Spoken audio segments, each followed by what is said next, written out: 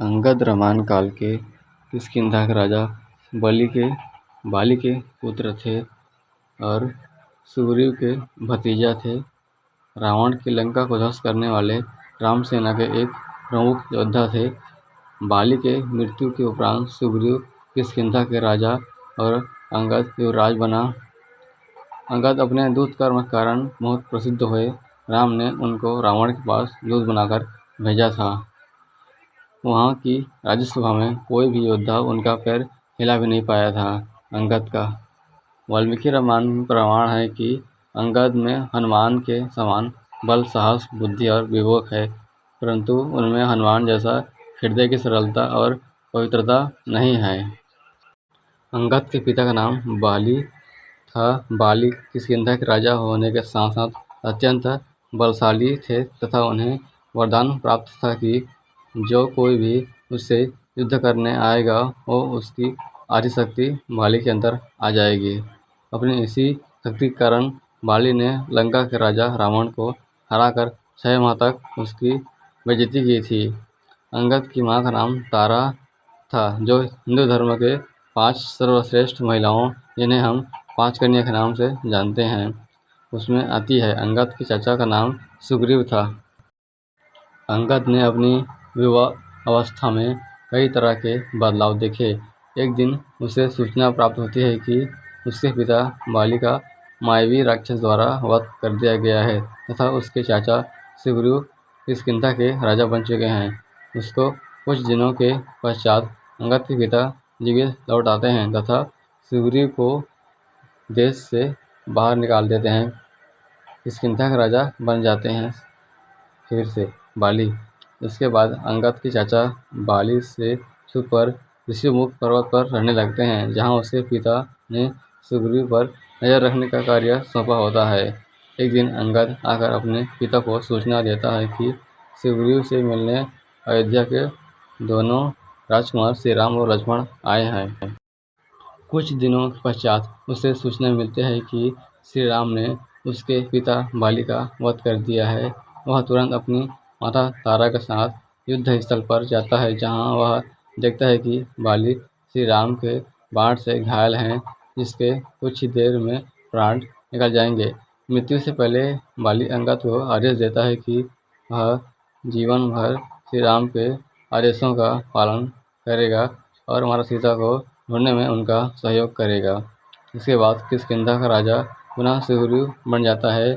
वह अंगद को वहाँ का राजकुमार बना देता है। उसकी माँ तारा का विवाह सुग्रीव के साथ हो जाता है। श्री राम के आदेश पर सुग्रीव की वानर सेना को चारों दलों में बांटकर चारों दिशाओं में माता सीता की खोज के लिए भेजा जाता है। इसमें से दक्षिण दिशा में भेजे गए दल का नेतृत्व अंगद को दिया जाता है। उसी दल में हनुमान, जांबवत, नल, नील जैसे शक्तिशाली योद्धा होते हैं। यही दल वापस आकर श्री राम को माता सीता का पता देता है। इसके बाद अंगद श्री राम का वानर सेना के साथ समुद्र पर सेतु बनाकर लंका पहुंच जाता है। वहां श्री राम रावण को युद्ध करने से पहले अंगद को शांति दूत बनाकर रावण के दरबार में भेजते हैं। श्री राम अंगद को परामर्श देते हैं कि वह रावण तक उनके शांति संदेश उचित माध्यम के साथ पहुंचा दे तथा उसको न मानने पर उसे श्री राम की चेतावनी भी बता दें।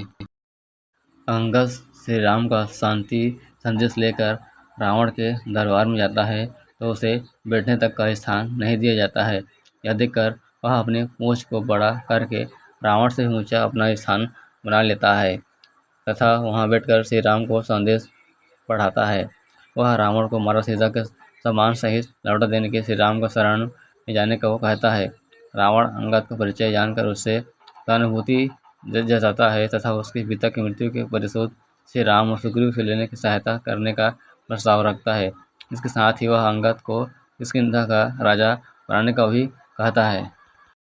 अंगद रावण के इस प्रस्ताव को ठुकरा देता है तथा रावण का सभी के सामने अपमान करता है। इससे क्रोधित होकर रावण श्री राम के शांति संदेश को ठुकरा देता है। तब अंगद रावण को श्री राम की चेतावनी पढ़कर सुनाता है। वह कहता है कि अब उसका अंत समय आ गया है, वह श्री राम उसका सेना सहित वध कर देंगे। इसी के साथ अंगद आर्य सभा में सभी को चेतावनी देता है कि यदि अभी भी कोई श्री राम के शरण में जाना चाहता है तो चला जाए, अन्यथा बाद में किसी के भी प्राण नहीं बचेंगे। रावण के दरबार में सभी योद्धा एक छोटी आयु वानर के द्वारा ऐसी बड़ी बात करने पर उसका उपहास करते हैं। अंगद अपना उपहास होता देखकर अंगद रावण की सभा में सभी को चुनौती देते हैं कि जो कोई भी उसका पैर भूमि से उठा देगा तो वह अपनी हार स्वीकार कर लेगा तथा श्री राम बिना युद्ध किए अपनी सेना वहां से लेटकर वो लौट जाएंगे। यह कहकर अंगद अपनी प्राण विद्या के सहारे बाएं पैर धरती पर जमा देता है। फिर एक एक करके रावण के दरबार में उपस्थित सभी योद्धा आते हैं, लेकिन अंगद का पैर हिला नहीं पाते हैं। रावण का शैलपुत्र मेघनाद भी अंगद का पैर उठाने में अक्षम होता है। यह देखकर अंत में रावण अंगद का पैर उठाने अपने सिंहासन से उठकर नीचे आता है। रावण को आता देखकर अंगद अपना पैर हटा लेता है तथा उसे श्री राम के पैर पकड़ने को कहता है। इतना कहकर अंगद ठोकर मारकर रावण का मुकुट उतारकर बाहर श्री राम के चरणों में फेंक देता है। वह तेज गति से महल से बाहर चला जाता है। तब श्री राम और रावण की सेनाओं का युद्ध शुरू हो जाता है, जिससे अंगद की अपनी महत्वपूर्ण भूमिका निभाता है। वह युद्ध के रावण के कई शक्तिशाली योद्धाओं का अंत कर देता है। रावण वध के पश्चात और श्री राम के साथ उनका राज्याभिषेक देखने अयोध्या जाता है तथा कुछ दिनों के पश्चात पुनः किष्किंधा नगरी आ जाता है।